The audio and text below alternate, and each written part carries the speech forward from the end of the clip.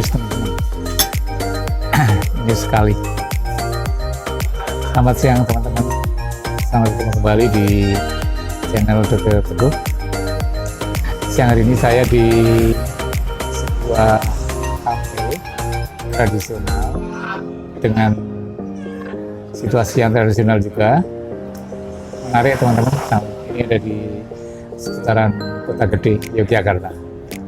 Selamat menikmati ya teman-teman sesi ini.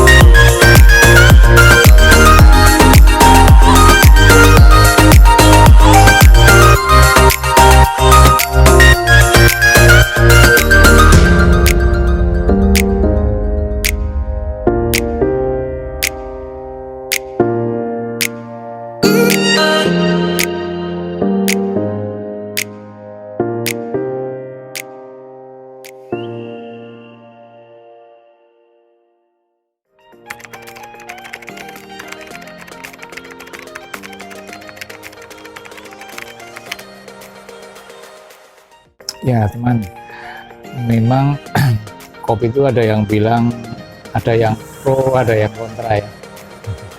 Khususnya dihubungkan dengan kesehatan gitu ya.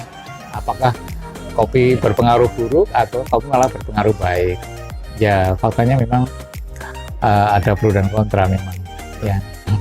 Tapi kalau teman-teman kalau saya pribadi sih menikmati ini kopinya, nyaman. Cuma sebagai catatan memang saya nggak minum dalam jumlah yang besar teman-teman. Saya kebetulan orang yang tidak tiap hari minum kopi juga. Paling minum satu cangkir, kadang pas kapan minum lagi, tidak selalu, bukan sebagai sebuah minuman harian begitu, enggak. Tapi sekali waktu minum pas event acara apa kita minum lagi begitu. Teman-teman, jadi memang dari sisi kesehatan ada yang pro, ada yang kontra, dalam artian ada yang mengatakan bahwa kopi akan menyehatkan. Tetapi ada juga orang yang pendapat yang menyatakan bahwa kopi akan mengganggu kesehatan. Ya, begitu teman-teman, memang betul teman-teman. Jadi ya semuanya akan tergantung juga dari katakanlah siapa yang minum kopinya, kemudian seberapa banyak minum kopinya juga. Ini juga menjadi sesuatu yang bisa saya menjadi sesuatu yang harus kita perhatikan. Kenapa? Karena kan juga tergantung seseorang tersebut, dia kondisinya seperti apa teman-teman. Jadi gini, ada beberapa tulisan yang menyatakan bahwa cukup banyak ini. Kopi itu sebenarnya sesuatu yang menyehatkan sepanjang kita meminumnya dalam jumlah yang terukur. Jadi bukan dalam jumlah yang berlebihan. Ada yang bilang maksimal sehari 400 mg gitu ya, satu hari. Ada yang bilang sekitar 400 sampai 600 mg per hari. Ya, itu masih dimungkinkan, masih bagus. Untuk kesehatan masih dipandang masih bagus. Kalau ukuran cangkir ya, kalau 400 mg ya kurang lebih mungkin 6 cangkir ya. 4 sampai 6 ya, besar memang ya. Tetapi kalau saya sih paling satu cangkir saja. Nah, pada pendapat yang ini, maka kopi itu menjadi sesuatu yang menyehatkan, banyak manfaatnya. Banyak manfaatnya maksudnya adalah ada yang dengan kopi menjadi lebih segar, berpikirnya lebih jernih, lebih lebih kreatif dan sebagainya. Itu ada juga yang seperti itu. Kemudian ada lagi kopi juga menghilangkan migrain, gitu ya teman-teman sekalian. Ada yang juga menyatakan kopi itu akan lebih membuat kita perhatian, kita akan lebih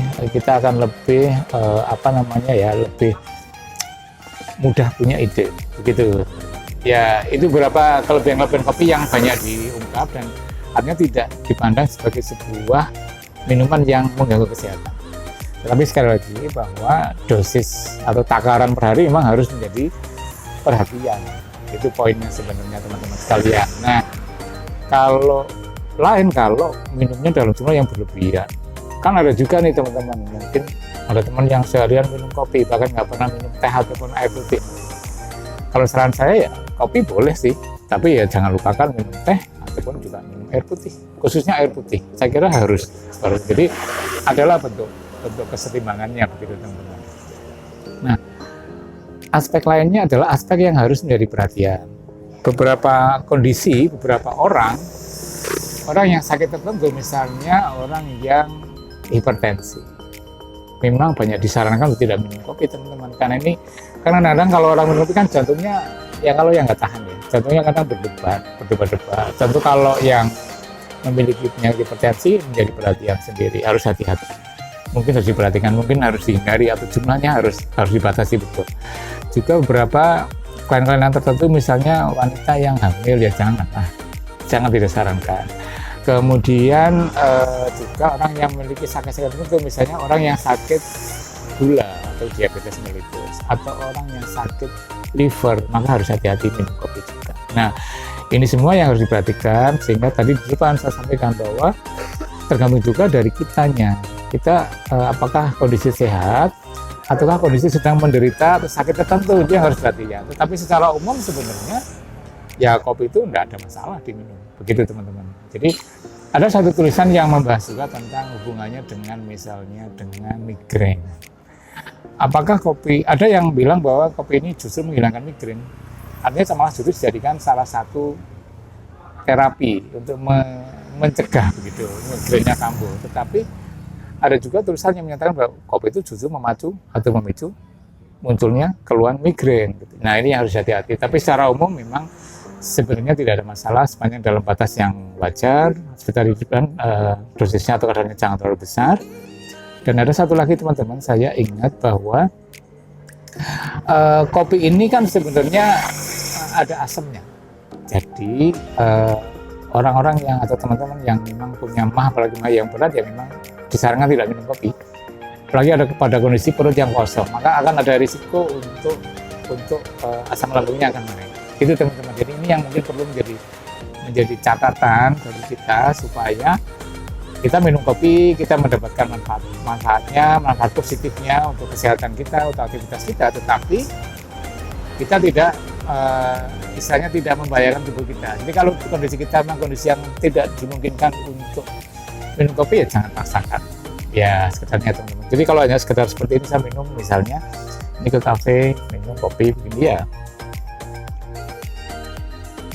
nggak ada masalah teman-teman. Nah, sambil makan makanan yang lainnya juga tetap sehat lah gitu ya teman-teman. Mungkin itu teman-teman sekalian, sedikit tip kesehatan untuk kita bersama tentang minum kopi. Dan sekali lagi teman-teman bisa pertimbangkan dirinya masing-masing. Oh, saya nggak ya, aman nggak ya, aman ya, oke, nggak masalah gitu ya. Yang terakhir adalah mungkin para teman-teman keep watching, tetap melihat video-video saya berikutnya. Jangan lupa subscribe gitu ya, kemudian komen, like, share, dan jangan lupa pencet tombol loncengnya supaya bisa terupdate video-video saya berikutnya. Jadi ya teman-teman, salam sehat, sampai ketemu.